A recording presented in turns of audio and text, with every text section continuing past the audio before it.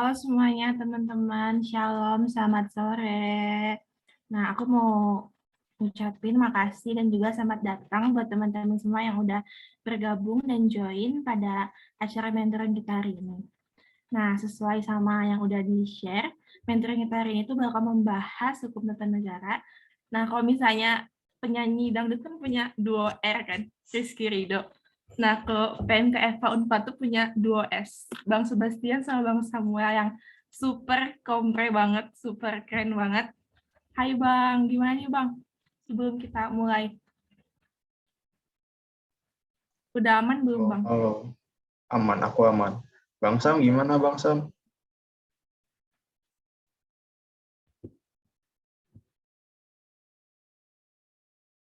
Mungkin Bang Sam menyusul kali. Oke Bang, nah sebelum kita masuk ke pemaparan materi, nah, kita akan membuka mentoring kali ini dengan berdoa. Teman-teman semua, mari kita bersatu dalam doa. Tuhan Yesus yang baik, terima kasih Tuhan karena Engkau sudah memberkati kami, melindungi kami, dan mengumpulkan kami. Tuhan, sekarang kami akan memulai mentoring pada hari ini, biar Engkau yang memberkati, melindungi kami, dan Engkau juga yang memimpin kami supaya setiap hal yang kami lakukan dapat berguna dan juga bermanfaat dan juga dapat menjadi memuliakan namamu. Terima kasih Tuhan Yesus, kami serahkan mentoring pada hari ini ke dalam tangannya. Amin. Nah, sekarang kita langsung aja masuk ke pemaparan materi.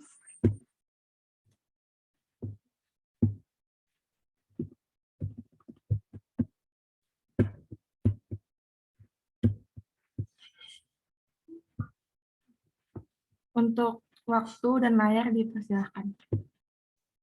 Oke, terima kasih Havila. Jadi, halo teman-teman semua. Perkenalkan, di mentoring kali ini, materi yang dibawakan adalah hukum tata negara yang dibawakan oleh aku sendiri, Sebastian, dan Bang Samuel. Kami berdua dari Angkatan 2019.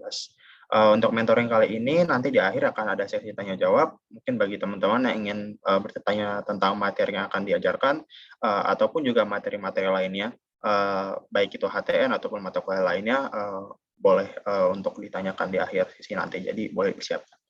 Oke, untuk operator boleh di next slide, kita langsung masuk materi aja yang pertama.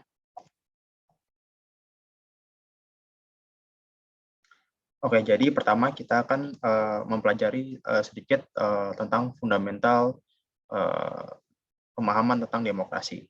Demokrasi itu apa sih pada dasarnya? Demokrasi itu pada dasar adalah sebuah ideologi politik yang memberikan kedaulatan, baik itu pemerintahan ataupun kekuasaan ya pada umumnya itu di tangan oleh rakyat. Nah, tapi yang apa sih yang dimaksud dengan di tangan rakyat gitu kan? Apakah bentuknya voting kah? Ya kan kayak sekarang ada di Indonesia dan di mayoritas negara-negara.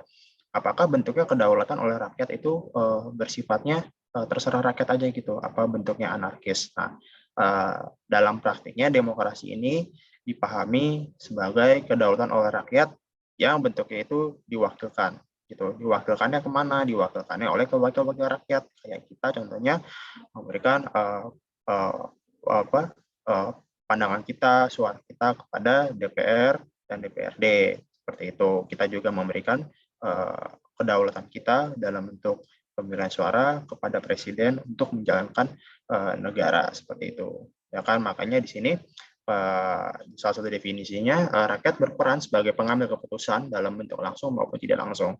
Tadi yang sudah aku beri contoh, kayak contohnya ketika kita melaksanakan pemilu ataupun pilkada itu adalah bentuk tidak langsung dari peran rakyat sebagai pengambil keputusan. Nah, kemudian apa sih bentuk langsungnya? Nah, kalau bentuk langsungnya ini memang sangat jarang ya dalam praktiknya untuk dilaksanakan baik di Indonesia maupun di negara-negara penganut demokrasi dengan berbentuk lainnya di dunia ini. Contohnya kalau yang pernah kita sering mungkin kita tahu atau yang pernah terjadi di Indonesia juga itu adalah referendum. Seperti contohnya pada tahun 99 ketika Timur Timur referendum ingin memisahkan diri dari negara Indonesia. Nah, pada saat referendum tersebut itu rakyat-rakyat Timor Leste, sepengalaman saya itu waktu itu mereka voting gitu kan, apakah ingin tetap bergabung dengan Indonesia atau memisahkan diri menjadi negara sendiri. Seperti itu. Jadi hal tersebutlah bentuk-bentuk pemahaman dasar dari apa yang dimaksud dengan kedaulatan oleh rakyat. Seperti itu. Nah, kemudian yang kedua itu demokrasi itu membatasi pemerintah seperti itu, ya kan, menjamin pemerintah agar tidak sewenang-wenang terhadap rakyatnya gitu. Mungkin kalian bertanya-tanya gitu kan, apa sih sebenarnya yang dimaksud dengan membatasi pemerintah? Nah, yang dimaksud dengan membatasi pemerintah adalah pada sejarahnya teman-teman, sebelum adanya bentuk demokrasi, mayoritas bentuk-bentuk pemerintahan itu kan sifatnya kerajaan gitu ya, kerajaan, kekaisaran gitu kan, ataupun misalkan sifatnya keturunan gitu. Nah, nggak sekali dua kali bahwa pemerintahan tersebut itu bersifatnya sewenang-wenang, suka-sukanya aja gitu kan, misalkan ngambil harta-harta para rakyatnya, bersikap sewenang-wenang, itu kan menerapkan upeti atau pajak yang sangat tinggi gitu. Nah, dengan adanya demokrasi teman-teman, ya kan, ini kita itu bisa membatasi pemerintah dengan cara apa? Misalkan dengan cara ketika kita memilih wakil rakyat kita gitu. Nah, kemudian wakil rakyat kita itu pada teorinya akan sebagai perpanjangan tangan atau perwakilan kita dalam memajukan pandangan-pandangan politik kita, ya kan, pandangan hukum kita itu akan dituangkan ke dalam bentuk peraturan perundang-undangan gitu. Kayak contohnya ya, sekarang ya kan kita misalkan masyarakat punya misalkan pandangan RUU TPKS gitu kan, tindak pidana kekerasan seksual gitu. Nah, itu kan cita-cita masyarakat gitu kan, berharap ada hukum yang mengatur lebih spesifik lah kan, sebagai leg spesialis gitu. Nah, itu dimajukan oleh DPR ya kan, agar dapat menjadi hukum positif seperti itu.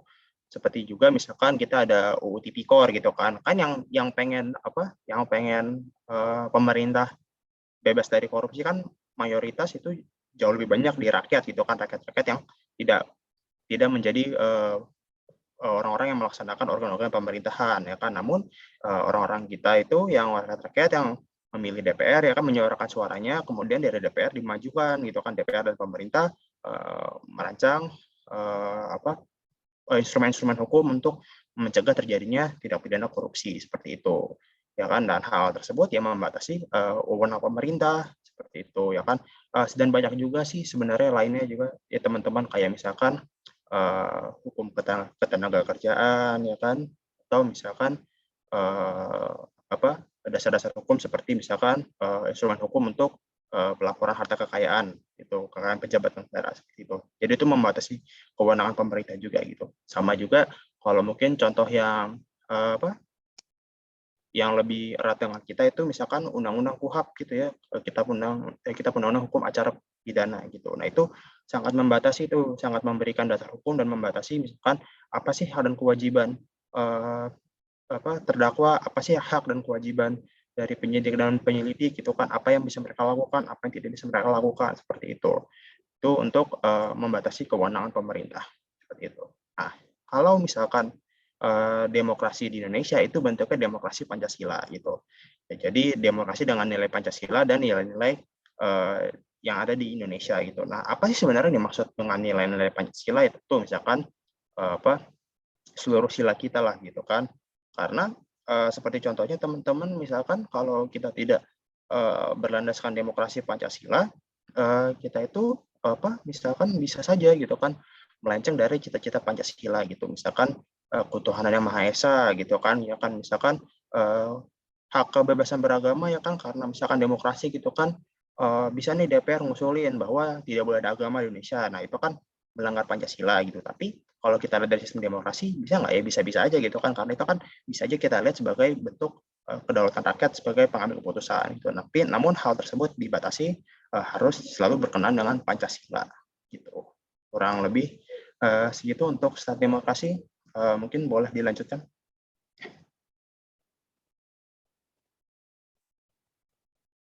Nah, kemudian kita itu masuk ke sistem partai. Oke. Di sini ada beberapa sistem partai teman-teman. Nah, di sini yang umumnya dijelaskan, yang sering kali dijelaskan itu adalah bentuk partai tunggal Dwipartai sama multipartai. Nah, namun pandangan lain juga ada yang menyebutkan bahwa adanya partai disebut sebagai partai dominan. Nah, aku akan mulai menjelaskan terlebih dahulu dari bentuk partai tunggal. Nah, sebenarnya apa sih yang dimaksud dengan partai tunggal? Nah, partai tunggal itu tidak berarti di suatu negara itu hanya ada satu partai gitu, enggak kayak gitu. Nah, cuma yang dimaksud dengan partai tunggal adalah bahwa di suatu negara itu terdapat satu partai yang sangat menguasai pemerintahan. Itu baik menguasai secara politik maupun menguasai secara pemerintahan secara praktis gitu. Jadi banyak orang-orang partai tersebut yang duduk di kursi-kursi pemerintah. Nah, contoh negaranya siapa? Contoh negaranya Republik Rakyat Tiongkok gitu ya. Di negara Tiongkok ya partai de facto-nya itu, partai utamanya adalah Partai Komunis Tiongkok gitu ya, atau bahasa Inggrisnya sering disebut Chinese Communist Party. Nah, Partai Komunis Tiongkok itu dia tuh menguasai sekitar 60 atau 70% lah dari kursi baik kursi legislatif ataupun kursi-kursi eksekutif di badan pemerintahannya. Seperti itu. Nah, walaupun seperti itu, Partai Komunis Tiongkok ini tidak sendirian gitu. Dia punya koalisi namanya, kalau di bahasa Inggris United Front. Nah, di situ itu juga dia tergabung sekitar 7 partai kecil gitu. Nah, dengan koalisi tersebut ya mereka itu menguasai seluruh dari kursi-kursi legislatif dan kursi-kursi pemerintahan gitu dalam tingkat yang tinggi teman-teman, yang misalkan dalam tingkat nasional gitu. Kalau tingkat distrik sepemahaman aku itu masih ada partai-partai kecil, partai-partai lokal gitu yang duduk di kursi pemerintahan ya, walau sangat menjadi minoritas gitu. Nah, oke, kita di dalam Korea Utara itu juga sama ya teman-teman, itu partai tunggalnya itu adalah partai buruh Korea ya. Di situ itu partainya menguasai sekitar 70% dari kursi legislatif gitu, dan itu diketuai oleh si Kim Jong Un itu. Nah, kemudian ada juga Kuba dan Vietnam. Nah, kalau Vietnam ini kasusnya cukup unik ya teman-teman, karena apa? Karena Vietnam ini partai tunggalnya adalah Partai Komunis Vietnam, yang mana keberadaan Partai Komunis Vietnam ini tidak hanya secara de facto ada di perpolitikan di Vietnam, namun dalam konstitusinya juga itu dijamin keberadaannya gitu. Jadi sangat lebih memantapkan partai tunggalnya tersebut itu. Walau dalam praktik teman-teman ya, partai-partai tunggal ini itu dia itu tidak ada di dalam disebutkan secara eksplisit di dalam konstitusinya itu. Biasanya disebutkan itu secara implisit ataupun secara politik itu tumbuh. Gitu. Nah, kita sekarang beralih ke bipartai. Bipartai atau two party system itu ada di negara-negara kayak Amerika, Australia, dan Korea Selatan.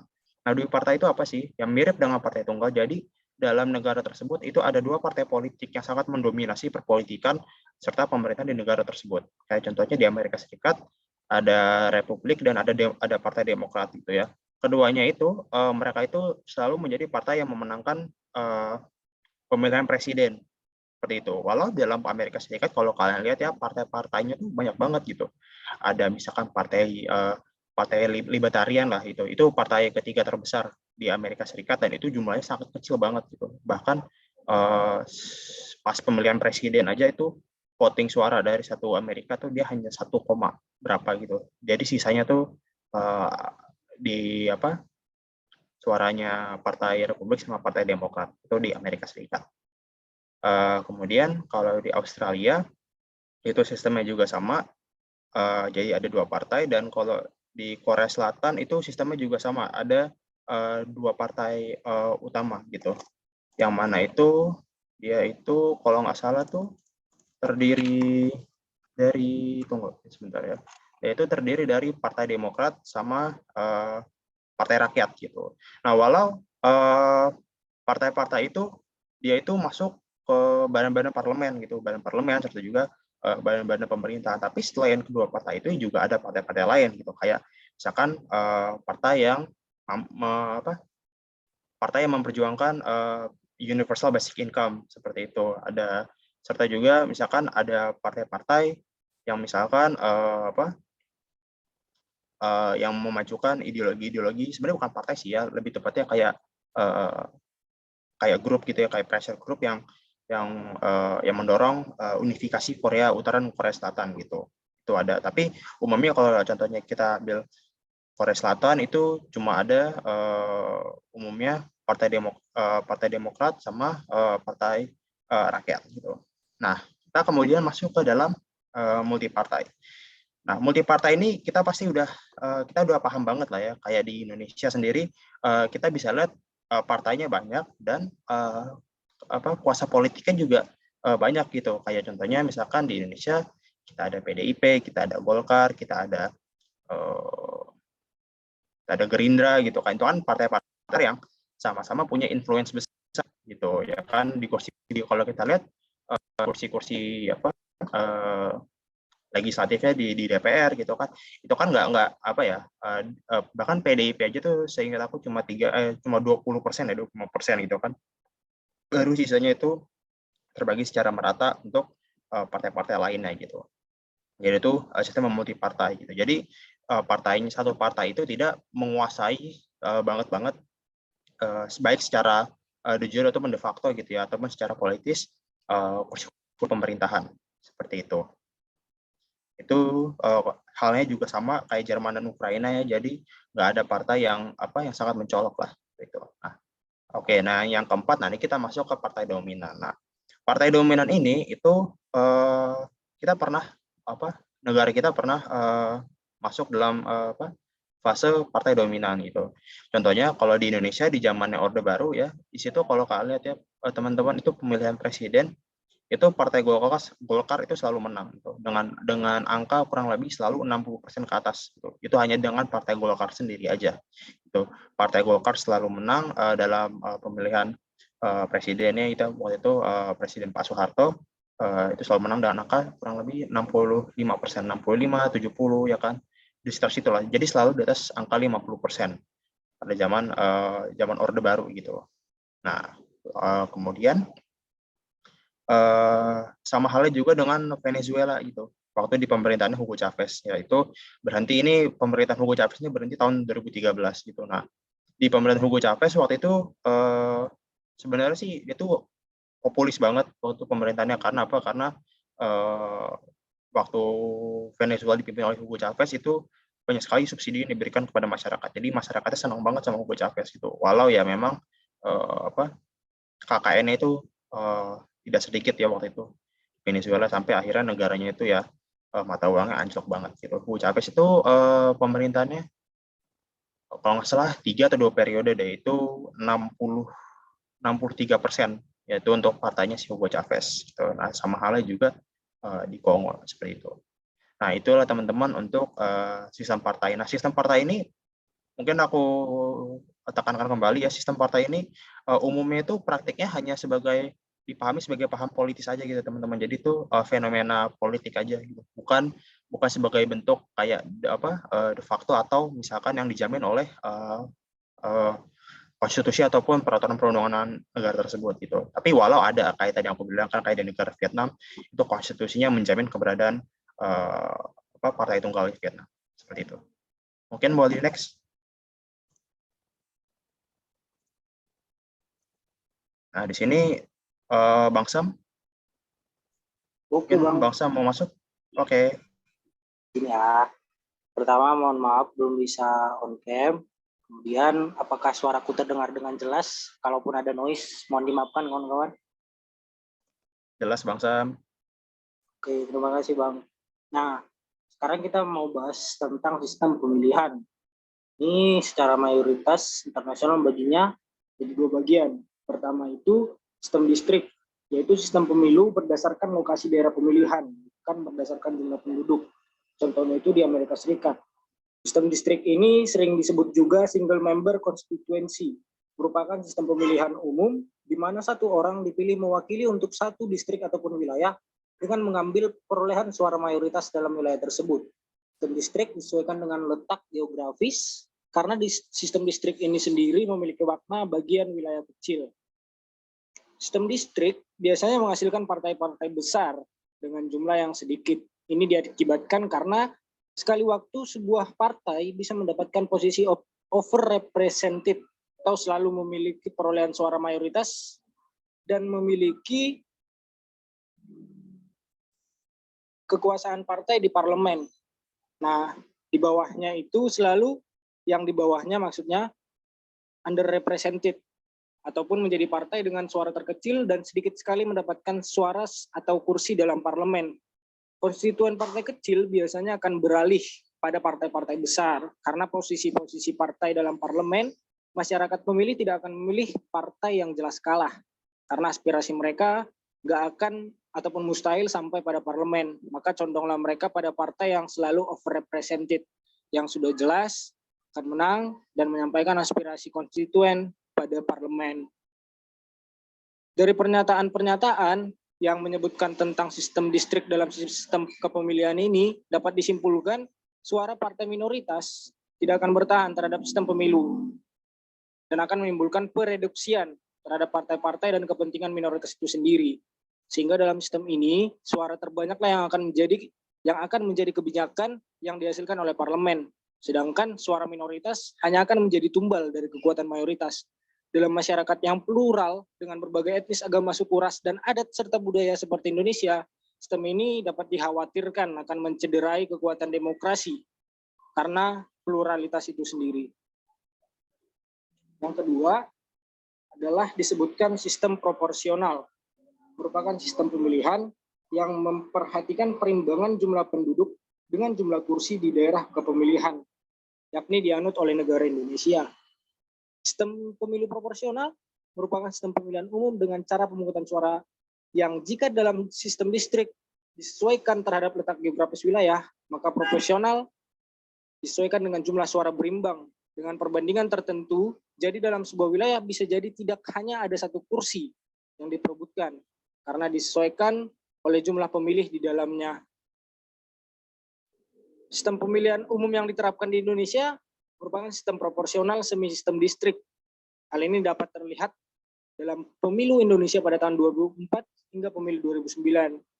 Penerapan ini dikarenakan kultur masyarakat majemuk serta pluralis dan kondisi perpolitikan Indonesia yang belum dewasa dalam menstabilisasi perpolitikan nasional.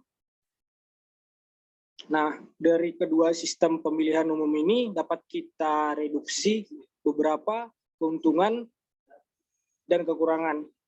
Nah, sistem distrik sedikitnya punya 6 keuntungan nih teman-teman. Aku bacain ya. Yang pertama, integrasi parpol karena kursi yang diperebutkan dalam setiap distrik pemilihan hanya satu. Yang kedua, fragmentasi partai dan kecenderungan membentuk partai baru dapat dibendung. Malahan sistem ini bisa mendorong ke arah penyederhanaan partai secara alami tanpa paksaan. Sistem ini dianut di Inggris dan Amerika, menunjang bertahannya sistem duipartai. Yang ketiga, karena kecilnya distrik, maka wakil yang terpilih dapat dikenal oleh komunitasnya ataupun pendukungnya, sehingga hubungan dengan konstituen lebih erat. Yang keempat, bagi partai besar, sistem ini menguntungkan karena melalui distortion effect dapat meraih suara dari pemilih-pemilih lain sehingga memperoleh kedudukan mayoritas. Dengan demikian, partai pemenang sedikit banyak dapat mengendalikan parlemen. Yang kelima, lebih mudah bagi suatu partai untuk mencapai kedudukan mayoritas dalam parlemen sehingga tidak perlu diadakan koalisi dengan partai lain. Hal ini dapat mendukung stabilitas nasional. Yang keenam, sistem ini sederhana dan mudah untuk diselenggarakan. Namun, sistem pemilihan distrik ini juga mempunyai kelemahan. Antara lain, ada 4. Yang pertama, sistem ini kurang memperhatikan kepentingan partai-partai kecil dan golongan minoritas. Apalagi jika golongan-golongan ini terpencar dalam berbagai distrik. Yang kedua, kurang representatif. Maksudnya, partai yang calonnya kalah dalam suatu distrik kehilangan suara yang telah mendukungnya dan ya mungkin bisa menyebabkan masa-masa tanpa representatif. Yang ketiga, kurang efektif dalam masyarakat yang plural karena terbagi dalam kelompok etnis, religius, dan tribal, sehingga menimbulkan anggapan bahwa suatu kebudayaan nasional yang terpadu secara ideologis dan etnis mungkin merupakan prasyarat bagi suksesnya sistem ini. Yang keempat, ada kemungkinan si wakil cenderung untuk lebih memperhatikan kepentingan distrik serta warga distriknya daripada kepentingan nasional. Itu untuk kelebihan dan kekurangan sistem pemilihan distrik. Nah, sedangkan keuntungan dari sistem proporsional sedikitnya ada dua, teman-teman. Yang pertama itu representatif.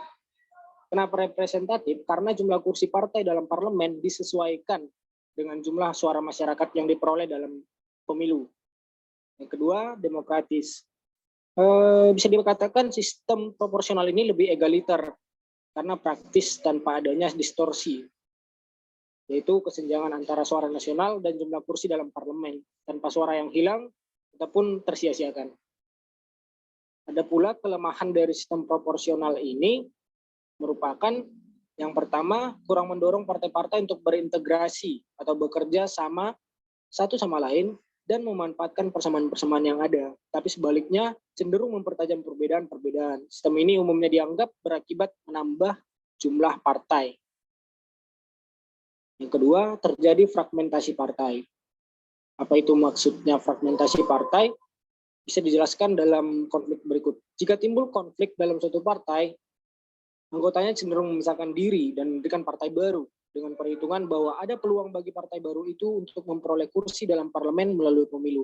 Jadi kurang menggalang kekompakan dalam tubuh partai yang mereka anut sendiri.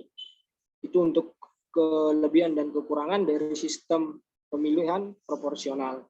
Nah, mungkin sekian penjelasan dari saya. Bang Besian, ada yang mau disampaikan, dikembalikan lagi. Terima kasih.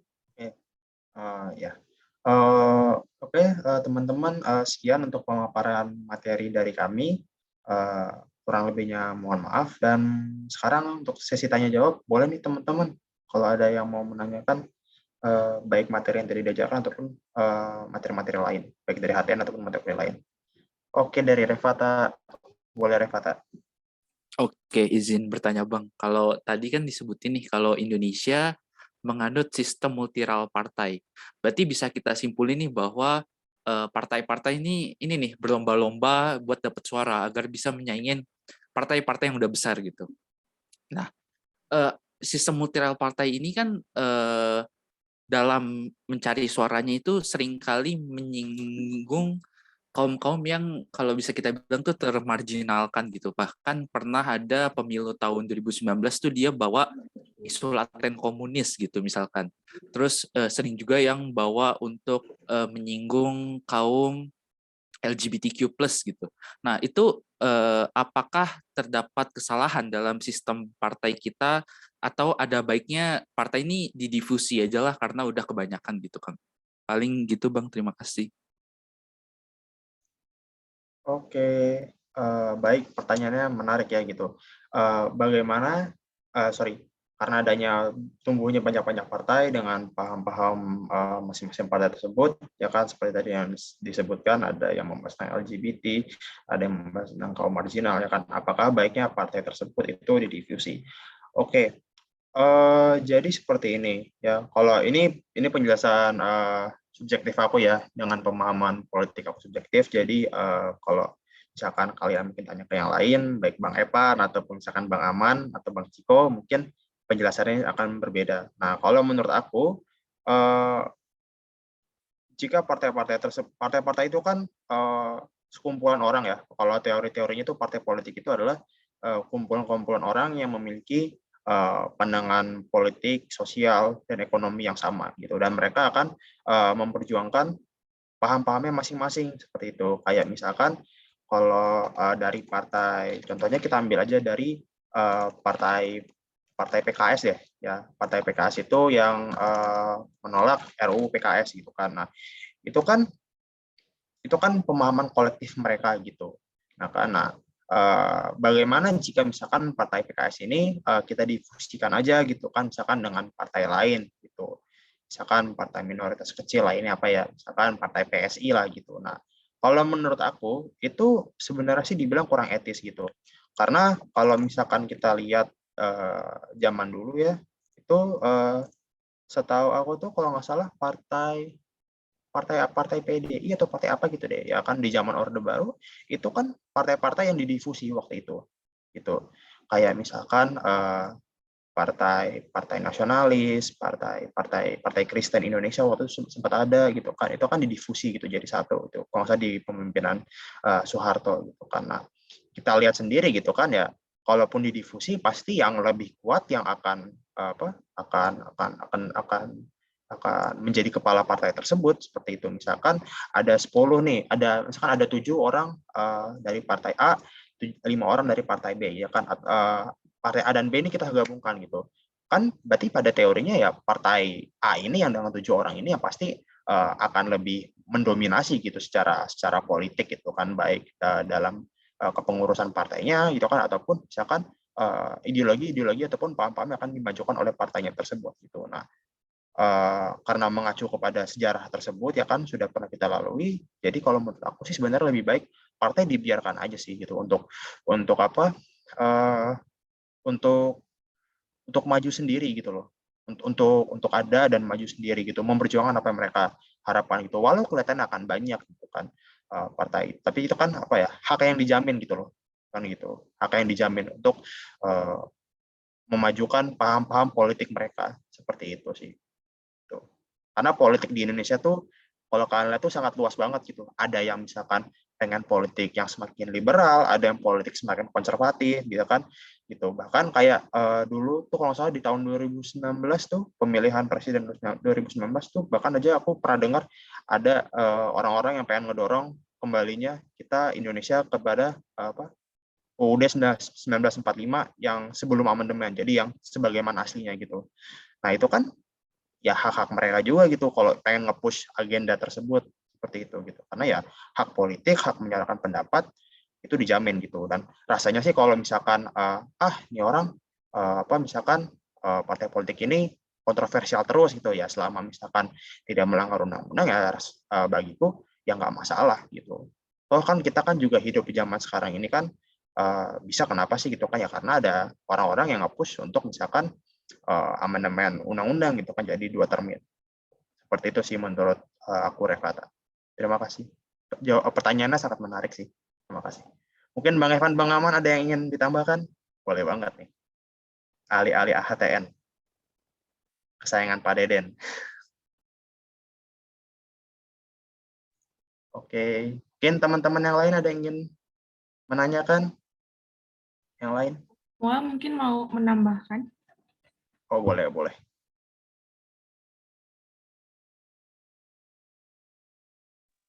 Udah cukup maksudnya tadi Bang dari saya. Kurang lebih sependapat. Oke. Jadi teman-teman yang lain ada yang ingin bertanya? Boleh banget nih. Mungkin Bang Aman, Bang Evan ada yang mau ditanyakan kan nih? Bang Evan kan hukum perbankan nih, siapa tahu ada yang ingin ditanyakan. Nggak nyambung dong. Kan beda departemennya. Duluan.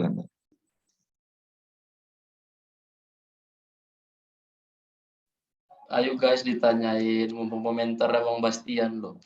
Aku izin bertanya sih Kak, tadi ada yang aku pengen tahu lagi tentang sistem partai. Kan ada untuk sistem partai tunggal itu kan yang menganut itu kan Republik Rakyat Tiongkok, Korea Utara, Kuba, Vietnam.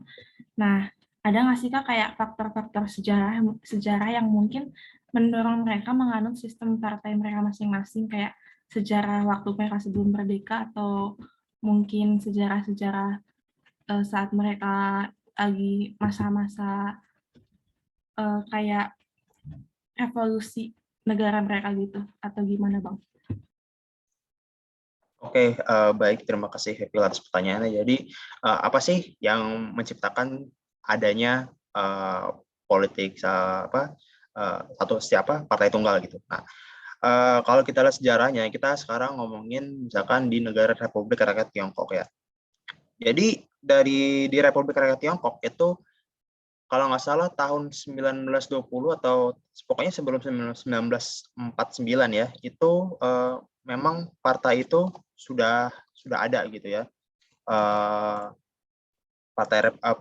Partai Komunis Tiongkok itu sudah ada gitu. Nah, waktu itu mungkin kalian pernah tahu seorang namanya Mao Zedong ya, dia itu sangat aktif di partai tersebut ya. Dia tuh mulai dari bawah ya gitu. Jadi bukan keturunan partai, bukan enggak, dia mulai dari bawah.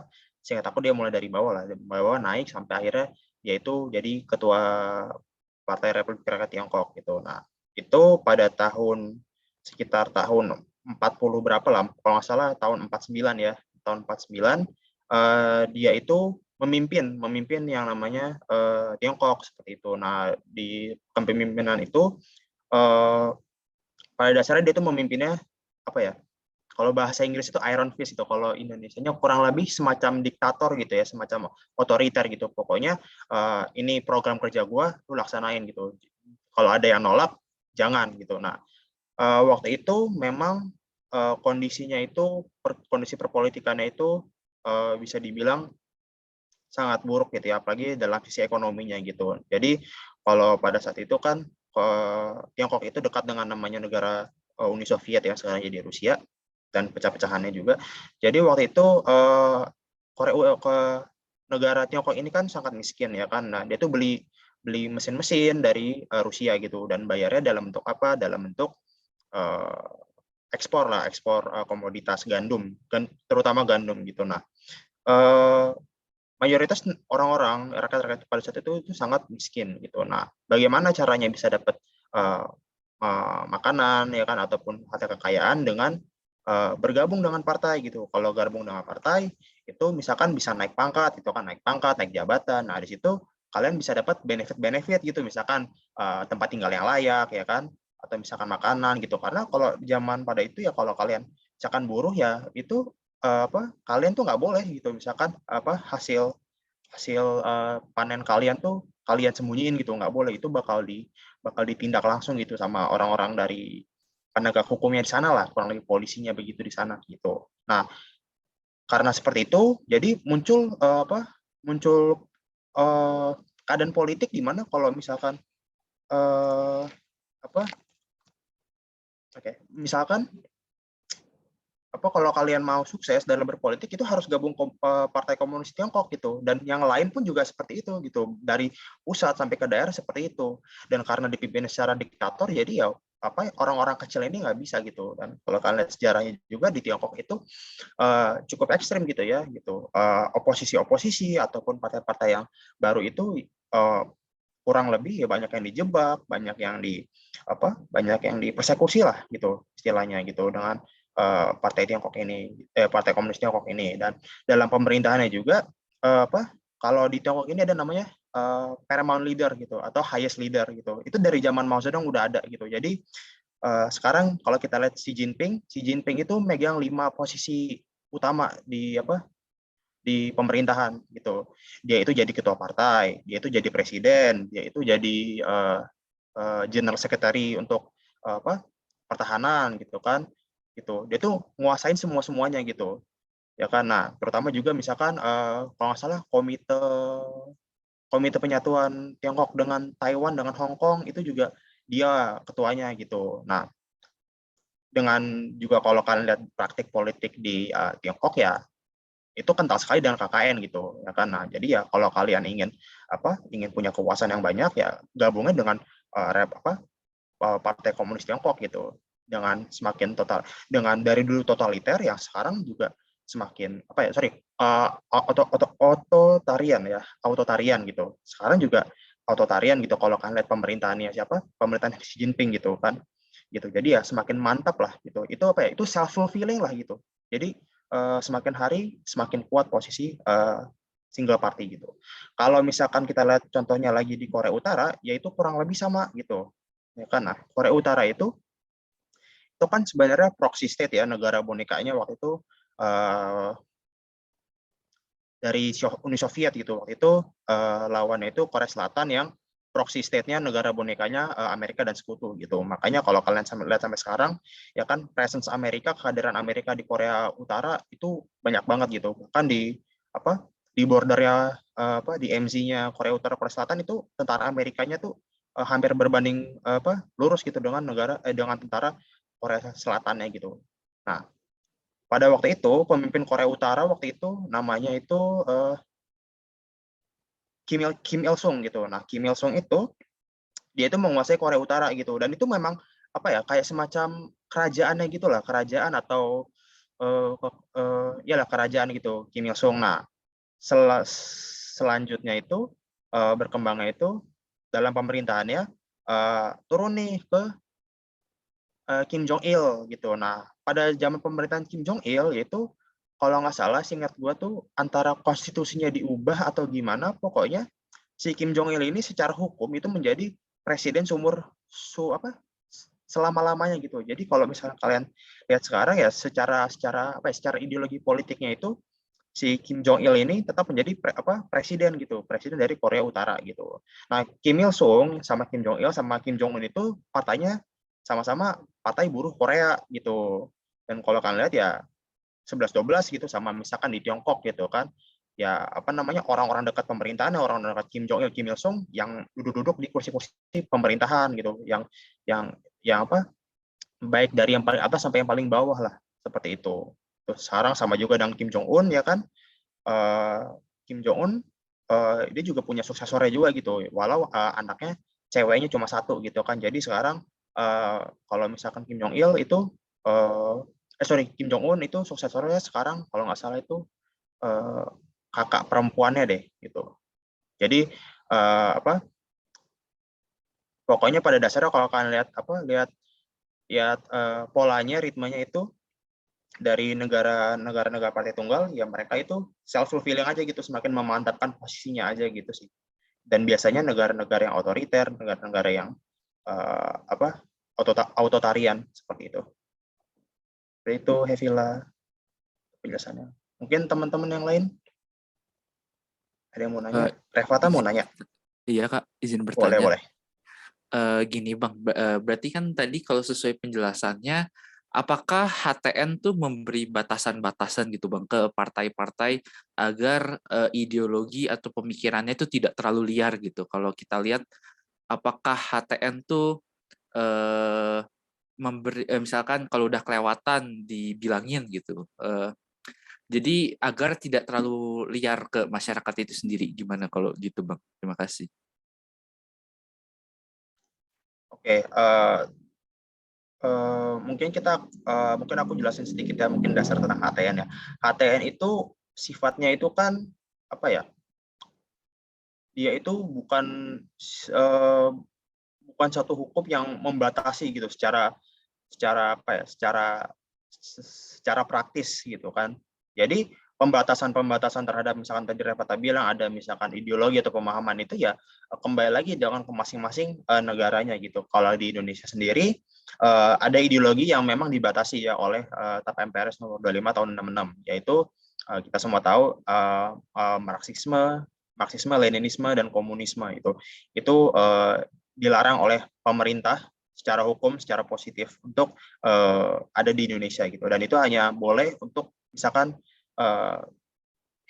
didiskusikan, dipelajari dalam ruang-ruang diskusi ataupun ruang-ruang akademis gitu. Jadi kalau misalkan kalian ingin menyuarakan politik bentuk Marxisme, Leninisme dan komunisme ya itu nggak boleh sih gitu. Baik secara politik dan secara positif. Baik secara masyarakat pun juga sebenarnya sih nggak boleh gitu. Gitu sih Revata itu. Jadi ada dibatasin gitu. Walau kalau contohnya juga misalkan di Indonesia kita kan pemahaman gue kita kan nggak punya partai-partai condong kiri gitu kan, kayak misalkan partai liberal lah gitu. Itu kan mayoritas nggak ada gitu kan gitu. Walau memang ya 1-2 kali ada lah ya kan orang-orang yang menyuarakan nilai-nilai liberal gitu kan. Tapi pada umumnya semua itu condongnya ke konservatif aja sih, konservatif dan senteris lah gitu. Jadi gitu. Walau kalau kalian kita lihat ya misalkan kayak Marxisme, Leninisme, komunisme itu bentuk ideologi kiri gitu ya, mayoritas ya ekstrem kiri gitu ya kan gitu. Kayak di Amerika juga kok nggak setuju dengan adanya komunisme gitu kan, Marxisme, Leninisme gitu. Itu bahkan mereka duluan gitu kan yang menyuarakan penolakan terhadap ajaran-ajaran tersebut gitu. Nyatanya kalau kalian lihat di Amerika orang-orang yang ngedorong paham-paham kiri seperti liberal pun itu ada gitu, hidup dan nggak ada yang masalah gitu. Jadi kalau misalkan Revata nanya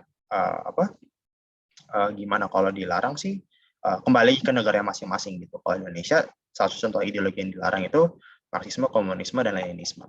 Seperti itu Revata. Oke, terima kasih banyak Bang. Oke, sama-sama. Mungkin ada yang ingin bertanya lagi teman-teman? Boleh.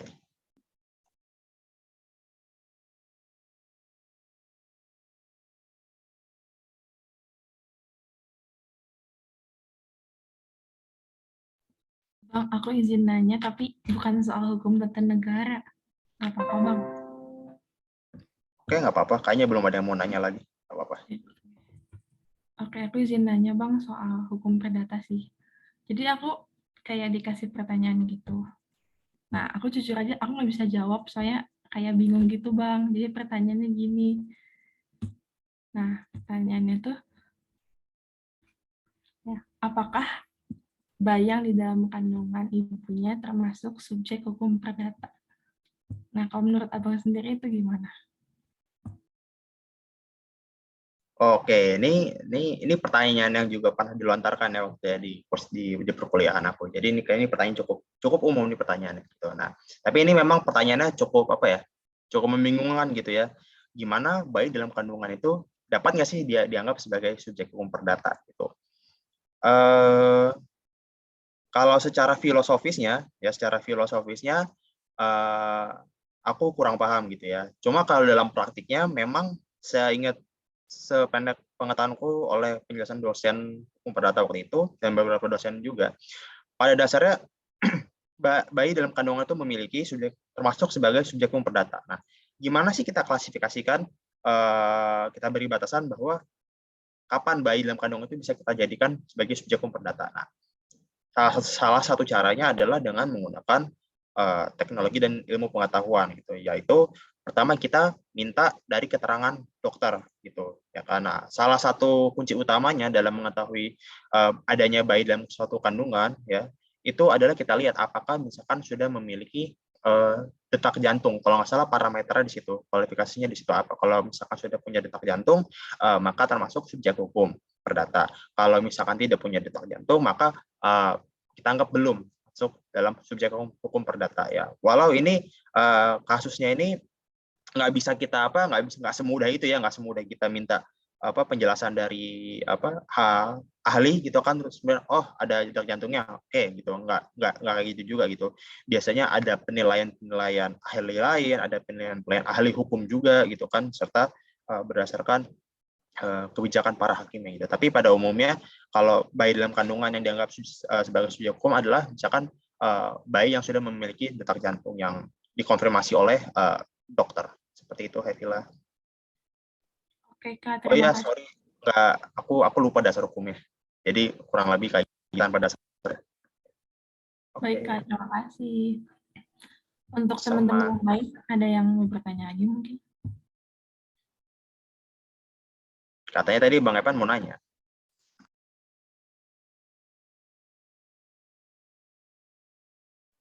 Aman-aman. Oke, kalau misalnya nggak ada yang mau tanya, kayaknya kita mau mencukupkan mentoring hari ini. Tapi sebelum kita mengakhiri mentoring hari ini, kita akan menutup dalam doa. Teman-teman ada yang mau jadi volunteer doa mungkin? Saya boleh, Kak. Baik, Oke, teman. Kak, boleh.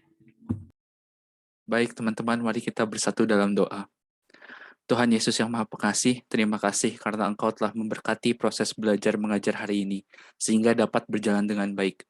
Semoga ilmu yang kami dapatkan hari ini dapat berguna untuk kami dan orang di sekitar kami. Doa yang tidak sempurna ini kami satukan ke dalam tangan-Mu demi Kristus Tuhan dan pengantara kami. Amin. Oke, makasih Revata. Untuk teman-teman semua udah boleh live ya. Dan oh ya, sebelum live ada pengumuman untuk mentoring selanjutnya itu tanggal 9 Mei dengan materi hukum administrasi negara. Ditunggu semua kehadirannya.